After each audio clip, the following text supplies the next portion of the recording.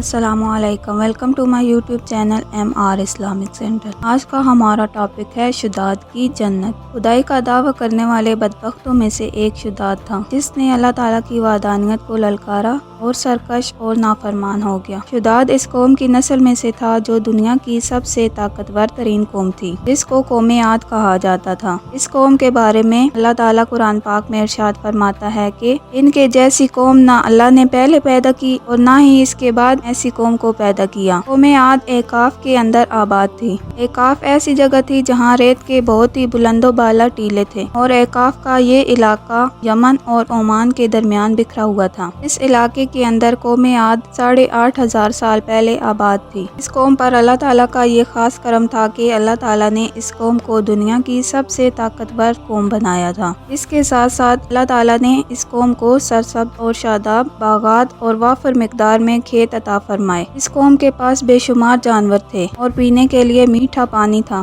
اور اس کے علاوہ بھی اللہ تعالیٰ نے اس قوم کو بے شمار نعمتوں سے نوازا تھا۔ چنانچہ اس قدر مال و دولت اور نعمتوں کی فراوانی کی وجہ سے یہ قوم بھٹک گئی اور اللہ تعالیٰ کی نافرمان قوم ہو گئی، اور یہ باغی ہو گئے۔ ان کی ہدایت کے لیے اللہ تعالیٰ نے حضرت ہود علیہ السلام کو ان کی طرف مبعوث فرمایا۔ حضرت ہود علیہ السلام اس قوم کو اللہ تعالیٰ کے حکم سے تبلیغ کرنے لگے اور اللہ تعالیٰ کی وحدانیت کی طرف بلانے لگے، لیکن یہ قوم اپنے کفر و شرک سے باز نہ آئی اور حضرت ہود علیہ السلام کا مذاق اڑانے لگی۔ شداد جو کہ اس قوم کی نسل میں سے تھا، وہ اس قوم کا بادشاہ تھا، اور یہ دو بھائی تھے۔ روایات میں آتا ہے کہ ایک کا نام شدید تھا اور ایک کا نام شداد تھا۔ شدید پہلے بادشاہ بنا اور وہ فوت ہو گیا۔ اس کے فوت ہو جانے کے بعد شداد نے حکومت سنبھالی، اور اس طرح یہ دنیا کی سب سے طاقتور قوم عاد کا بادشاہ بن گیا۔ شداد ایک وسیع و عریض سلطنت کا بادشاہ تھا۔ شداد کی یہ بادشاہت یمن سے لے کر عراق تک اور بعض روایات کے مطابق ایران تک پھیلی ہوئی تھی۔ شداد نے اپنی طاقت کے زور پر بڑے بڑے بادشاہوں کو اپنے زیر کر لیا تھا۔ چنانچہ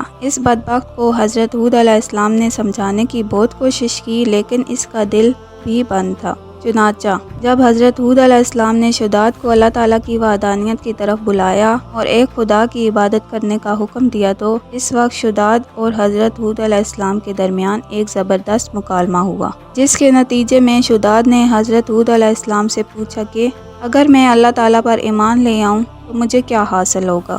تو اس وقت حضرت ہود علیہ السلام نے شداد سے فرمایا کہ تم پر جنت حلال ہو جائے گی۔ جنت کا نام سنتے ہی شداد حضرت ہود علیہ السلام سے پوچھنے لگا کہ یہ جنت کیا ہے؟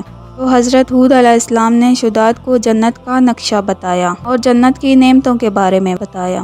حضرت ہود علیہ السلام کی یہ بات سن کر شداد مسکرانے لگا اور حضرت ہود کو دیکھ کر کہنے لگا کہ یہ کون سی بڑی بات ہے، ایسی جنت تو میں بھی تیار کر سکتا ہوں۔ حضرت ہود علیہ السلام نے شداد کو اور اس کی قوم کو کفر و شرک سے روکنے کی بہت کوشش کی، لیکن یہ بدبخت باز نہ آیا۔ چنانچہ اس وقت شداد نے اپنی سلطنت کے بہت بڑے کاریگروں کو اکٹھا کیا اور احقاف میں ارم کے مقام پر 20 کوس لمبی اور چوڑی جنت بنانے کا کام شروع کروا دیا۔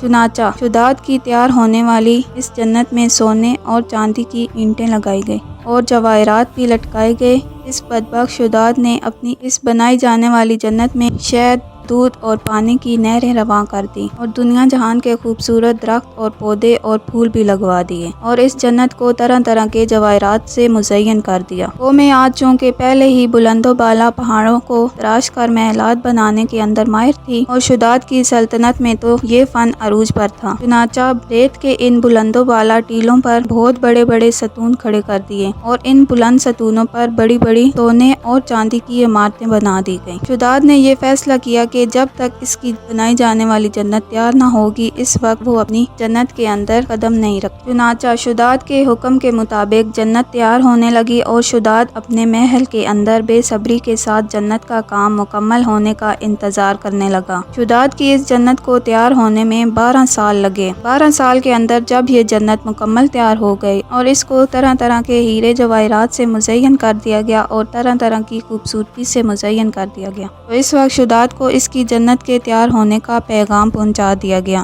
چنانچہ شداد جنت کے تیار ہونے کا پیغام سنتے ہی بہت خوش ہوا اور شداد اپنی جنت کو دیکھنے کے لیے اپنی فوج کو ساتھ لے کر جنت کی طرف نکل پڑا۔ چنانچہ شداد اپنی جنت کے دروازے پر پہنچا ہی تھا کہ اس نے اپنے سامنے ایک شخص کو کھڑا دیکھا۔ شداد اس شخص کو دیکھتے ہی پہچان گیا اور اپنے حواریوں سے کہنے لگا کہ یہ شخص مجھے جنت میں داخل نہیں ہونے دے گا۔ تو اس وقت شداد کے حواریوں نے شداد سے پوچھا کہ یہ شخص کون ہے اور یہ جنت میں کیوں نہیں داخل ہونے دے گا۔ تو اس وقت شداد نے اپنے حواریوں سے کہا کہ یہ ملک الموت ہے جو میری روح قبض کرنے کے لیے آئے ہیں اور یہ مجھے جنت میں داخل نہیں ہونے دیں گے۔ اس وقت شداد ملک الموت سے عرض کرنے لگا کہ مجھے صرف اپنی جنت میں قدم رکھنے کی مہلت دی جائے، لیکن اللہ تعالیٰ کی طرف سے مقررہ فرشتے نے جواب دیا کہ مجھے اللہ تعالیٰ کی طرف سے حکم ہے کہ میں تجھے تمہاری جنت کے اندر قدم نہ رکھنے دوں۔ شداد ملک الموت کے سامنے بہت رویا، لیکن ملک الموت نے اللہ تعالیٰ کے حکم کی تکمیل کرتے ہوئے شداد کی روح قبض کر لی۔ چنانچہ شداد کی موت کے بعد حضرت جبرائیل علیہ السلام نے ایک زوردار چیخ ماری اور شداد کی بنائی ہوئی ساری جنت زمین کے اندر دھنس گئی اور غائب ہو گئی۔ شداد کی اس عبرتناک موت کے بعد حضرت ہود علیہ السلام نے قوم عاد کو بہت سمجھایا، لیکن قوم عاد باز نہ آئی، حالانکہ شداد کا یہ انجام قوم عاد کے لیے کافی تھا۔ حضرت ہود علیہ السلام نے قوم عاد کو شداد کا انجام بتا کر ڈرانے کی کوشش کی، لیکن قوم عاد باز نہ آئی اور اس طرح اللہ تعالیٰ کی نافرمانیاں کرتی رہی، یہاں تک کہ حضرت ہود علیہ السلام مایوس ہو گئے۔ اس وقت جب قوم عاد قابل ہدایت نہ رہی تو اللہ تعالیٰ نے حضرت ہود علیہ السلام کو حکم دیا کہ وہ اپنے ساتھیوں کو لے کر اس علاقے سے چلے جائیں۔ اللہ تعالیٰ کا یہ حکم پاتے ہی حضرت ہود علیہ السلام نے اس وقت آخری مرتبہ اپنی قوم کو سمجھانے کی کوشش کی، لیکن وہ لوگ پھر بھی باز نہ آئے، تو حضرت ہود علیہ السلام اپنے ساتھیوں کو لے کر اس علاقے سے روانہ ہو گئے۔ چنانچہ ان کے جانے کے بعد اللہ تعالیٰ نے قوم عاد پر خوفناک آندھیاں مسلط کر دی۔ اللہ تعالیٰ کی طرف سے آنے والی خوفناک آندھیاں اور طوفان 7 راتیں اور 8 دن تک چلتی رہیں، یہاں تک کہ وہ پوری قوم اپنے بلند ستونوں اور سونے اور چاندی کی عمارتوں سمیت زمین کے اندر دھنسا دیے گئے اور غرق کر دیے گئے۔ اور اللہ تعالیٰ نے اس قوم پر اس قدر دردناک عذاب نازل فرمایا کہ اس قوم کا نام و نشان تک نہ رہا۔ جس وادی کے اندر بڑے بڑے بلند و بالا محلات تھے، وہ تمام کی تمام وادی ایک ریت کے صحرا کے اندر تبدیل ہو گئی۔ قوم عاد کے اس علاقے کو اللہ تعالیٰ نے اس طرح زمین کے اندر غرق کر دیا، وہاں پر صرف اور صرف ریت کے ٹیلے باقی بچے اور کسی بھی چیز کا نام و نشان نہ بچا۔ اللہ تعالیٰ نے اس طرح شداد اور اس کی قوم کو عبرتناک انجام دیا اور ان لوگوں کو صفحہ ہستی سے مٹا دیا۔ جزاک اللہ۔